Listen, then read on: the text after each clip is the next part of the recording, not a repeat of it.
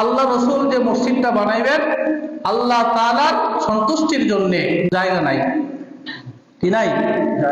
জায়গা নাই। যে জায়গাতে বানাইবে ওই জায়গাটা আবার এতিম পোলা, দুই এতিম সন্তানের, তার বাবা দুনিয়াতে নাই, এই দুইজন এতিম পোলা আরেকজন সাহাবীর ঘরে লালিত পালিত হয়েছে। তো সাহাবী বলতে হুজুর বানাইলাম, এতিম মানুষের জায়গা, অসুবিধা নাই, আমি কইলে জায়গাটা জ্বালাইব। নবীজি বললেন এতিমের হক নষ্ট করা যাবে না, এটা এতিমের এখানে কাজ করতে হলে আগে এতিমের অনুমতি লাগবে। সুবহানাল্লাহ বলেন না? নবীজি বানাইলে কারো সাধ্য আছে নিষেধ দেওয়ার? সাধ্য নাই। কিন্তু নবীজি বলছে যে এখানে মসজিদ বানাইলে যার জায়গা তার কাছ থেকে অনুমতি নিয়া তারপরে বানাইতে, এবং এই জায়গাটা ক্রয় করব, ন্যায্য মূল্য তাকে দিব, নামকা অবস্থা আসতে ধরাই দেওয়া জায়গা নিব এরকম না, তার জোর করে টিপসলিয়া এরকমও না। জায়গার যে দাম আছে প্রয়োজন আরো বেশি দেব, কিন্তু এই জায়গার প্রকৃত মালিক থেকে জায়গাটা কি করতে হবে? ক্রয় করতে হবে। আল্লাহ রাসূল সাল্লাল্লাহু আলাইহি ওয়াসাল্লাম এতিমের বাড়িতে লোক পাঠাইলেন, বলা হলো যে তোমার জায়গা, এখানে মসজিদ বানানো হবে, অনুমতি দাও। এতিম ছেলেরা জিজ্ঞাসা করছে জায়গা কিনবে কে? লোকটা কেটা চিনালো, দেখি না লোকটা ভালো না খারাপ।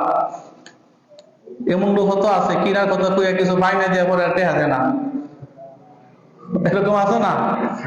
তো এই দুই এতিমে বলতেছে আমি লোক দেখে জায়গা দিব, যারা তারা জায়গা দিব না। আল্লাহ রাসূল সাল্লাল্লাহু আলাইহি ওয়াসাল্লাম এতিমের সম্পদে জায়গাটা ক্রয় করার জন্য যখন এতিমের বাড়িতে গেলেন, দুইজন এতিম সন্তান আল্লাহ রাসূলকে দেখে আশ্চর্য হইয়া আনন্দিত হয়ে গেলেন। সুবহানাল্লাহ। কারণ আল্লাহ রাসূলের কথা ইতিপূর্বে তারা বিভিন্ন জনের কাছে শুনেছেন। যখনই জানতে পারলেন তিনি আল্লাহ রাসূল দুই ভাই এতিম সন্তান নবীজিকে পাইয়া খুশি হয়ে গেলেন। ইয়া রাসূলুল্লাহ, কেন এসেছেন? কারণ কি আল্লাহ রাসূল বললেন তোমাদের জায়গায় আমি একটা মসজিদ বানাবো, এই জায়গাটা তোমাদের থেকে ক্রয় করে নিতে চাই।